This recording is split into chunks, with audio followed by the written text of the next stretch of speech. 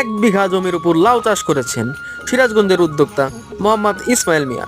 উনি শুধু লাউ চাষই নয়, এখানে উনি মূলা চাষও করেছেন।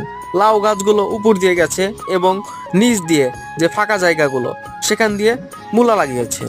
সুপ্রিয় দর্শকবৃন্দরা, আপনারা দেখতেই পাচ্ছেন এলাকার মানুষ এসে তার বাগান থেকে মূলা কিনে নিয়ে যাচ্ছেন। এলাকার মানুষজন আর বাজারে যায় না, সরাসরি ওনার বাগানে চলে আসে, কারণ ওনার বাগানেই আছে সকল প্রকার সবজি।